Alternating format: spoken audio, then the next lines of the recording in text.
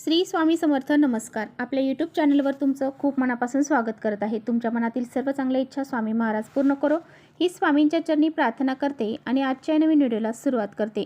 तर आजपासून श्रावण महिन्याला सुरुवात झालेली आहे आणि आजचा दिवस हा शुक्रवार आहे आणि पहिलाच दिवस श्रावणाचा शुक्रवार असल्यामुळं हा दिवस अतिशय महत्त्वाचा मानला जातो. तर पहा, श्रावणातील हा पहिला शुक्रवार आहे आणि शुक्रवारच्या दिवशी जरा जीवितीचे जे व्रत आहे तर त्यासाठी स्त्रिया आपल्या मुलांसाठी व्रत करत असतात. तर प्रत्येकजण श्रावण महिन्यामध्ये कोणते ना कोणते व्रत हे करत असते.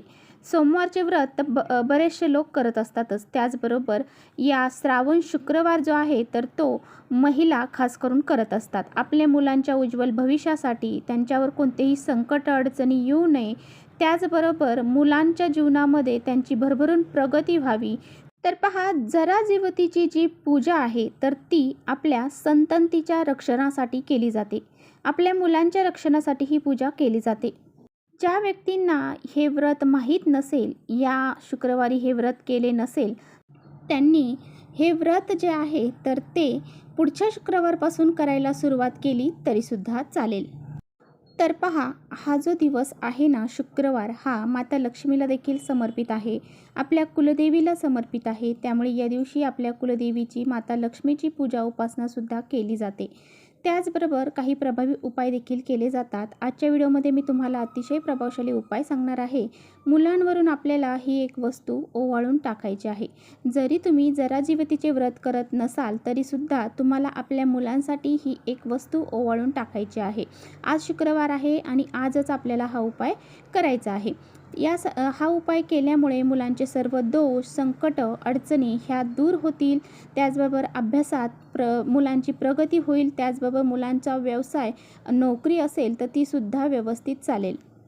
तर काय आपल्याला मुलांवरून ओवाळून टाकायचं आहे याबद्दलची संपूर्ण माहिती आजच्या व्हिडिओमध्ये आपण जाणून घेणार आहोत. त्यामुळे तुम्ही पुढे व्हिडिओ स्किप न करता शेवटपर्यंत नक्की बघा, जेणेकरून तुमच्यापर्यंत योग्य ती माहिती पोहोचेल. आपल्या चॅनलवर जर नवीन असाल तर चॅनलला सबस्क्राईब करा आणि असेच नवनवीन माहितीपूर्ण व्हिडिओ पाहण्यासाठी बेल आयकॉनलाही प्रेस करा. म्हणजे मी जेव्हा कधी नवीन व्हिडिओ अपलोड करेन त्याचं नोटिफिकेशन सर्वात अगोदर तुम्हाला भेटेल आणि तुम्ही एकही व्हिडिओ मिस करणार नाही. त्याचबरोबर खाली कमेंट्समध्ये जय माता लक्ष्मी लिहायला अजिबात विसरू नका. व्हिडिओ माहितीपूर्ण वाटला तर आपल्या मित्रपरिवारांसोबत नक्की शेअर करा. तर आजच्या व्हिडिओमध्ये जो उपाय मी तुम्हाला सांगणार आहे तर हा उपाय तुम्हाला आज संध्याकाळी करायचा आहे. आज श्रावण महिन्यातील पहिला शुक्रवार आहे. आज संध्याकाळी 6 वाजल्यापासून ते रात्री 12 वाजेपर्यंत हा प्रभावी उपाय तुम्हाला करता येणार आहे. तर पहा, श्रावण महिना हा व्रतवैकल्याचा महिना म्हणून ओळखला जातो. महादेवाला हा महिना समर्पित केलेला आहे. त्यामुळे पहा, या दिवशी येणारा जो शुक्रवार आहे तर शुक्रवारी जरा जीवतीचे व्रत म्हणजेच जीवितीची पूजा केली जाते. ही पूजा संततीच्या रक्षणासाठी केली जाते. तर पहा, जरा ही एक राक्षसीन होती आणि ती मगध देशामध्ये राहत होती. मगधचा राजा शरीराने 2 वेगवेगळे भाग असलेला मुलगा झाला.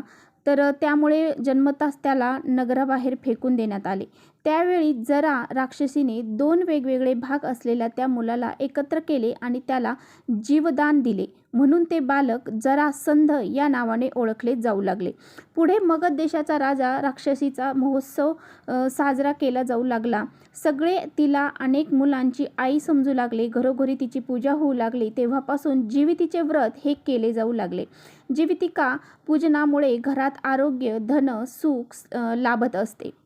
तर पहा, जरा जीवतीची जे फोटो आहे तर तो दुकानामध्ये मिळून जातो आणि तो फोटो तुम्हाला घरी घेऊन यायचा आहे आणि ह्या शुक्रवारच्या दिवशी त्याची तुम्हाला पूजा करायची आहे. हळद, कुंकू, अक्षदा, धूप, अगरबत्ती लावून पूजा करायची आहे. तर त्या फोटोची पूजा अर्चा करायची आहे. दुर्वा, आघाडा त्या फोटोला अर्पण करायचा आहे आणि आपल्या मुलांच्या प्रगतीसाठी, मुलांची जे काही दोष अडचणी आहेत त्या दूर होण्यासाठी प्रार्थना करायची आहे. मुलांची भरभरून प्रगती व्हावी अशी प्रार्थना जरा जीवितीला करायची आहे. मुलांचं आरोग्य नीट व्हावं, त्याचबरोबर त्यांच्या जीवनामध्ये कोणतेही संकट येऊ नये अशी प्रार्थना तुम्हाला जरा जीवितीला करायची आहे.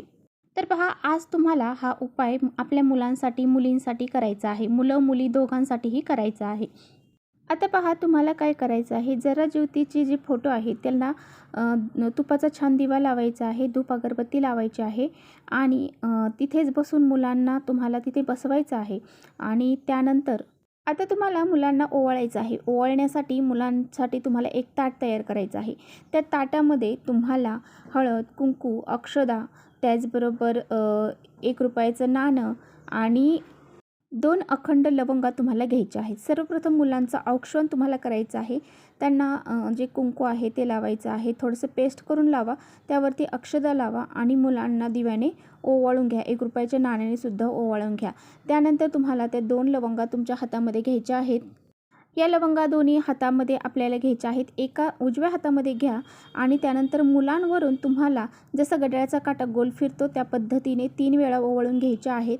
एक मातीची पंती घ्यायची आहे. त्यामध्ये ह्या 2 लवंगा टाकायच्या आहेत. 2 कापऱ्याच्या वड्या टाकायच्या आहेत आणि त्या देवघरासमोरच तुम्हाला प्रज्वलित करायच्या आहेत. तर पहा, हा उपाय केल्यामुळे आपल्या मुलांना जर मुलं हट्टीपणा करत असतील, चिडचिडेपणा करत असतील, त्यांना कुणाची नजरबाधा लागलेली असेल तर ती नष्ट होते.